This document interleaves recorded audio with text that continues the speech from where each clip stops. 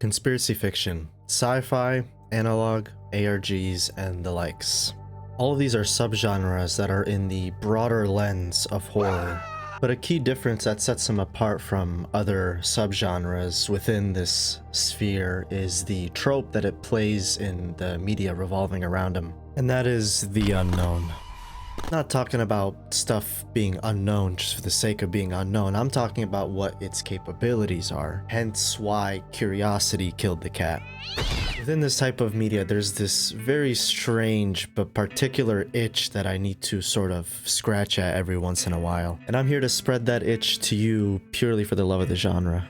And how do I achieve that itch, you may ask? The perfect specimen. Lobotomy Corporation, while being on the older side, has particularly fulfilled this itch in a way that no other anomaly type games have really done the same that this monster management simulator have done for me. I will start by saying that Lobotomy Corp already has a number of great videos already out there that cover things far more in detail than I will in terms of like specifics and whatnot. Lobotomy Corporation is an abnormality management simulator with story progression elements that help to uncover the world around the facility and the existence of abnormalities. The ways that the gameplay systems are implemented highly encourage the player to poke and prod at new abnormalities when they are presented with one. Now obviously it goes without saying that we can't talk about Lobotomy Corporation without giving SCP the light of day. On a fundamental concept, I believe that there was a lot of inspiration drawn from SCP, and I know, to all the Project Moon fans, I know. The world that this all takes place in is interconnected between different games, and there's just way more to uncover once you actually experience some of those other titles, but again, I'm strictly focusing on the abnormality management aspect. So, let's scratch that itch now. And that all starts before the in-game day even starts at all. Each day you are presented with 3 different abnormalities, and there's only a few key details that you're actually given to sort of determine or figure out what you just picked. You're given the abnormality classification name, the text flavoring accompanying the name, and once the day is actually started, the abnormality's visual appearance. And this is sort of where that first dopamine spike really kicks in. As of course any sane person would say, when looking upon the creature, they'd ask, how dangerous are you and what are you capable of doing to my nuggets? Don't you worry, they give you a very clear way to identify that exact question. Abnormalities have the following possible classifications. Zayn, the abnormalities that are easiest to handle. While no abnormality is ever completely safe, these abnormalities are very easy to deal with, and only obvious mistakes or pure terrible luck can cause actual damage. And even then, it's very minimal. Teth, slightly more dangerous abnormalities that possess capabilities of affecting a slightly wider spread of damage across the facility. Low-level workers are still capable of handling this classification set. He, now entering more dangerous territory, these abnormalities will have more strict protocols to follow and can definitely cause lots of damage across the facility if they're left unchecked. Wow. Abnormalities with difficult protocols to follow. These abnormalities can cause severe damage to the entire facility if the clerks are not strong enough to withstand their damage and or their initial fear level. And lastly, but of course most importantly, we have Aleph, the most dangerous category of abnormalities, either having the most extreme protocols to follow, stat checks to safely complete work on them, or a combination of the two.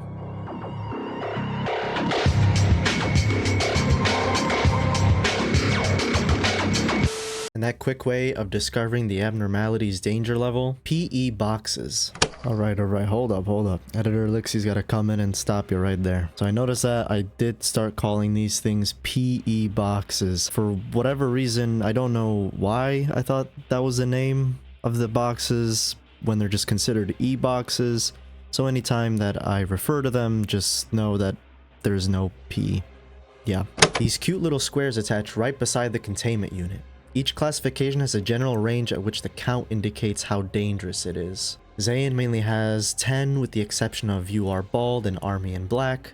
Teth has between 12 and 14. He having 15 through 18. WoW 20 through 24. And Aleph ranging from 30 and 35. And when you do finally find your first Aleph abnormality, it brings a sense of joy, I suppose, for me, but not, you know, you can kiss your nuggets goodbye. So up to this point, there was a very fine recipe played here into the concoction of curiosity that's kind of brewing up within, you know, what I would assume you, the player, are probably feeling, right? You first have that initial text blurb that sort of is almost like a metaphor as to what you're about to deal with, sort of how that abnormality is portrayed in a physical sense. You then get to see that initial visual appearance of the abnormality, and you kind of start to connect the dots as to, okay, this looks dangerous, not dangerous, who knows, right? And then you get that actual confirmation when you see that PE box counter and how small those PE boxes are. It's one of the best shit your pants type moments. She had never seen anything quite so horrible. This is also kind of where the initial, I don't really want to call it rage, but I know for some people, like, the persistence of it is kind of annoying with the amount of times you'll have to restart the day just because you didn't properly follow one minuscule protocol that you had zero idea that even existed. But once you do break through that knowledge wall, it feels really good, and you can kind of sort of take a guess as to what happens when there's a breach actually occurring. Now, I did mention that I didn't really want to get too much into the specifics of the game and the details and whatnot, but there really is one abnormality that I just can't not help myself to talk about. Depending on how you look at it, it's technically too much. For me personally, this was the peak or the climax of what my curiosity has rewarded me with. And the best way to put this would be the bear... No. The scariest of bears are the ones that, when poked, don't... The thing that doesn't show itself to be so dangerous off the rip is typically the most, you know, dangerous thing. We're talking about subversion here, alright? Subversion. I don't know what I'm trying to get at. Out of any of the major events, which include things such as Apocalypse Bird, the different Sephiroth suppressions, as well as the Cliffoth Ordeal meltdowns, I'm mainly referring to the Dusk and the Midnight Ordeals as they are naturally the most difficult ones. There's just one that rules them all.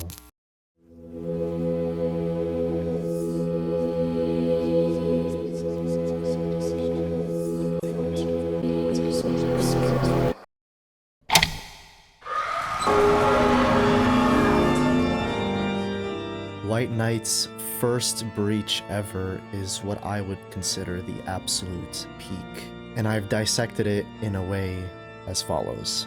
White Knight is still considered an abnormality, one that can be contained, and that means that it's integrated within the main game loop no matter what, unlike events that require conditions and or are part of the story anyway. White Knight, as stated before, creates a strong sense of subversion. He is initially the Plague Doctor, meaning that it's a Zayn level abnormality, and the PE boxes are small, so there's nothing really dangerous about it on the surface. Some may think, oh, it's just another really easy abnormality I can pick up, and he can even heal the people in my facility. Only to then experience that Plague Doctor is able to move between containment areas. If you didn't clench when that first spot was filled, I don't know what to tell you. I was both so happy, afraid, but very, very happy. And lastly, while of course White Knight is one of the strongest entities in the game just by himself, the main thing that I want to focus on is what he does to you outside of just physical damage and, you know, obviously mental damage since it's pale damage. White Knight strips you away of your core mechanics that you've sort of leaned upon and just used subconsciously. Needed to change the game speed to slow down or speed up the time? No problem, just press your keys and it works just fine. Needed a moment to breathe and or think? You either pause the game or press the spacebar to stop the time. Not anymore, at least. He takes it all away and simply says, "Do not fear, you are now under my guide." And a small little fun fact for those who may not know, when White Knight initially breaches, the third trumpet will sound no matter what.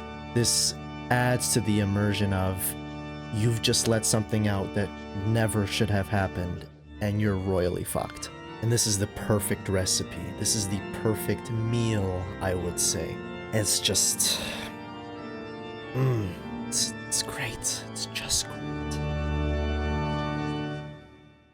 I really wish there was more titles like this and or genres that are similar in this sense. I probably haven't looked hard enough to find things that are very similar in that sense. I know they're probably out there, but Lobotomy Corporation was the one that jumped out to me the most, for sure. I think that sense of world building masked with mystery about the different abnormalities, and then you kind of uncovering those things as the story progresses is just, it's a type of itch that's like perfectly scratched. Titles such as I'm on Observation Duty and some of the, I know, like Mandela catalog spin-offs of Observation Duty as well, they're kind of in a similar sense. They give that same itch feeling. But I think what sets those apart from Lobotomy Corporation is the fact that you get to kind of experiment with what you are containing. It's definitely a very niche subgenre within a subgenre, I would say, or it's probably just like a fusion confusion type thing, but it works out. In all honesty, I wanted to sort of air out my passions for Lobotomy Corporation. I've been wanting to make something like this for quite a long time, as it has a very special place in my heart. And with that, I would like to thank you very much for watching, and hopefully I'll see you again soon.